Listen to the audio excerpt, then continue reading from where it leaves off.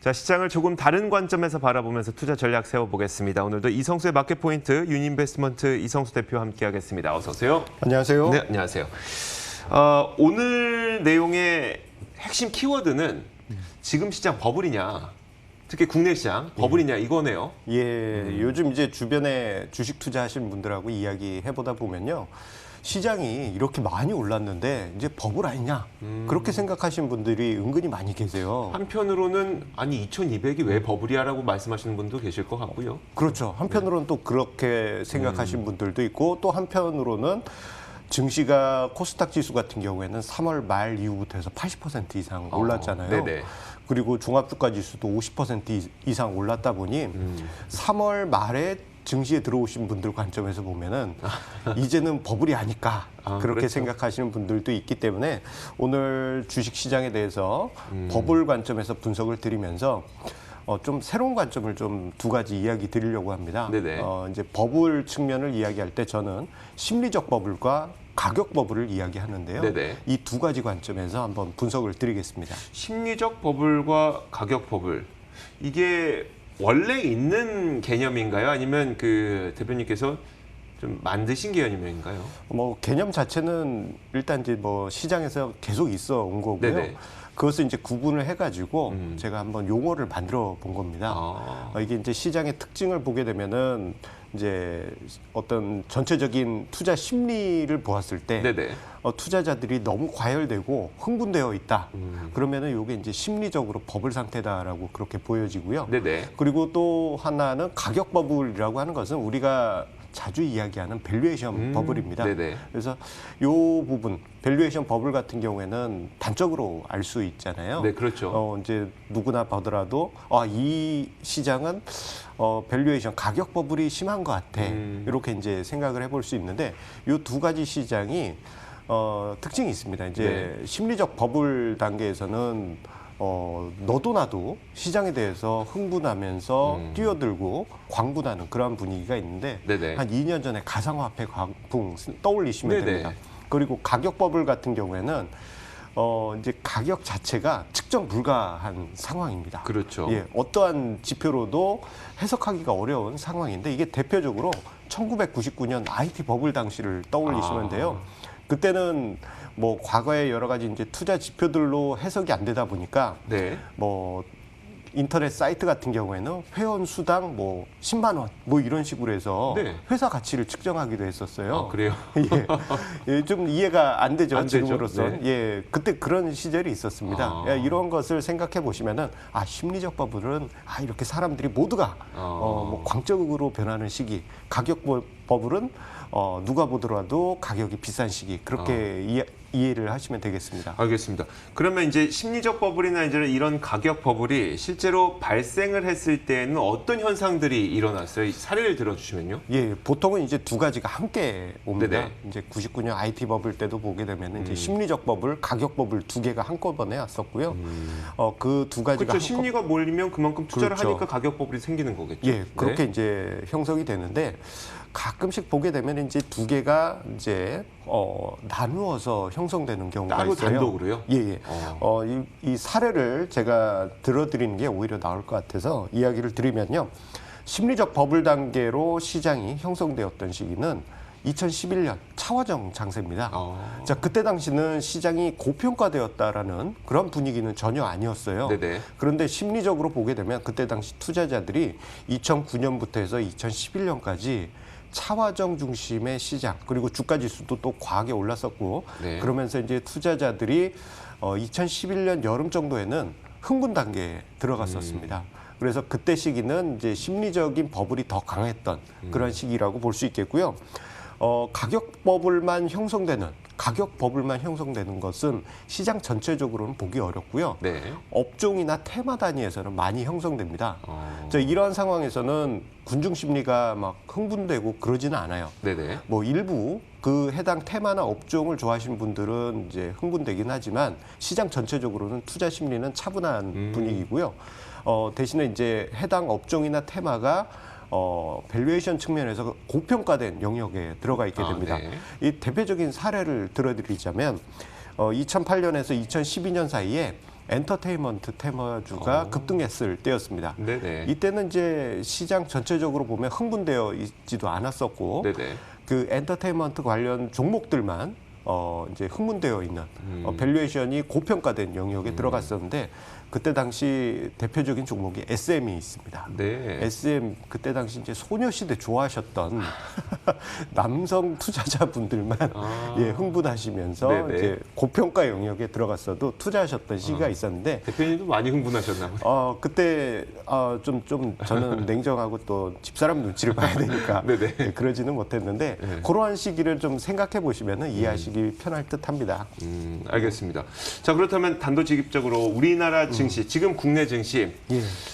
심리적 버블 상태입니까? 이제부터 이제 본론이죠. 네네. 예. 지금 현재 우리나라의 심리적인 측면에서 봤을 때 일단 심리적 버블은 아니다. 그렇게 이야기를 드리고 싶습니다.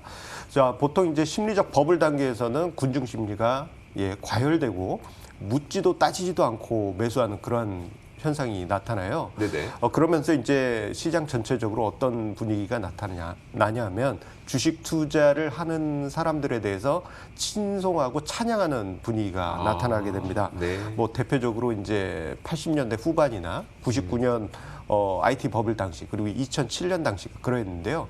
그때 또 나타났던 공통적인 특징이 증권사 직원분들이 1등 신랑감으로 등극했었습니다. 예, 88년하고 99년에는 증권사 영업 직원분들, 네네. 예, 없어서 결혼 못할 정도로 예, 그 정도로 인기였고, 그리고 2007년에는 펀드 매니저나 애널리스트 분들, 네. 예, 그런데 지금 분위기에서는 증권사 다닌다고 해서 아직 결혼 못하신 저도 지인들이 많아요. 예, 요즘 그렇지 않습니까?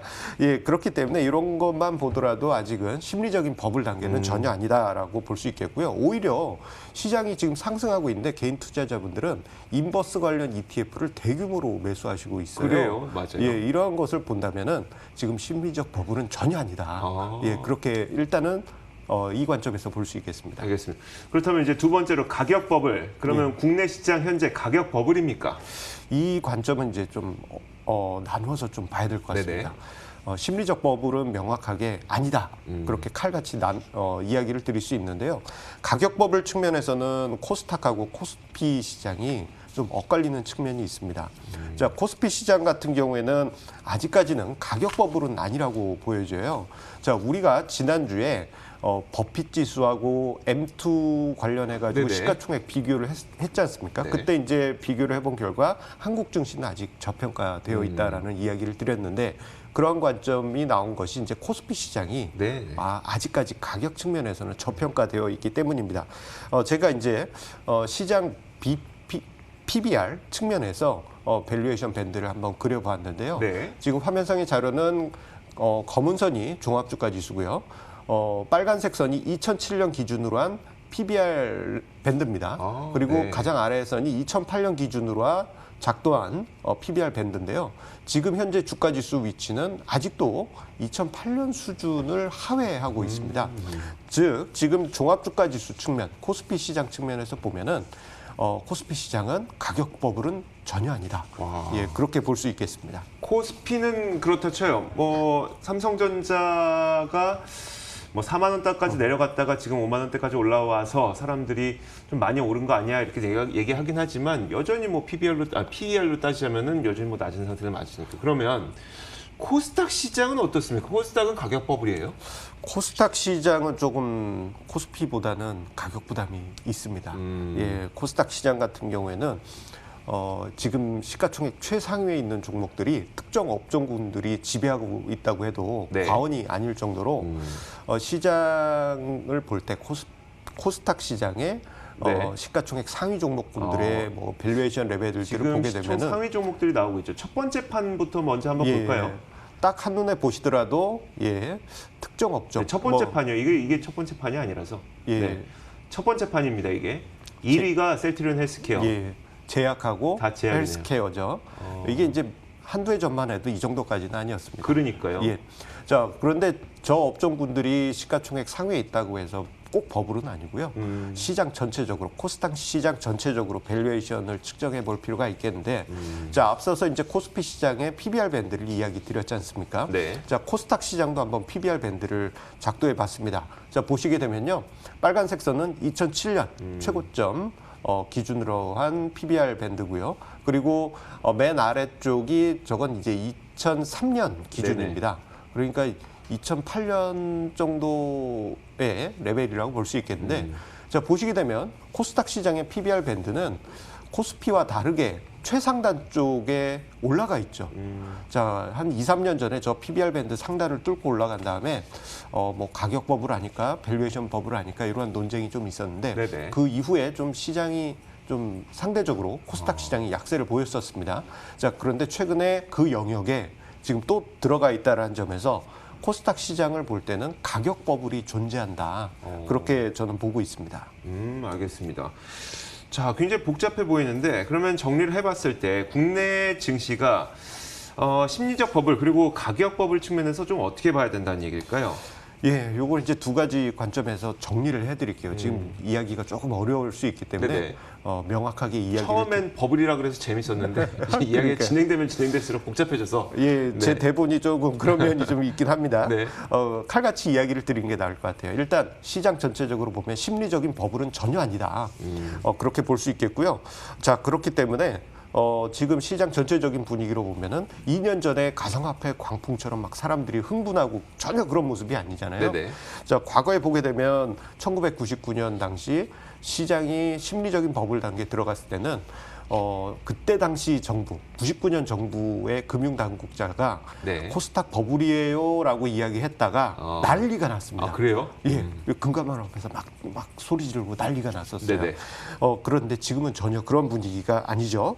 그리고 증권사 직원이 1등 신랑감인 것도 전혀 아니고, 자, 그렇기 때문에 지금 시장 분위기로는 심리적 버블은 전혀 아니다. 이거는 코스닥, 코스피 시장 모두 양쪽에서 공통적인 현상이라고 할 수 있겠고요.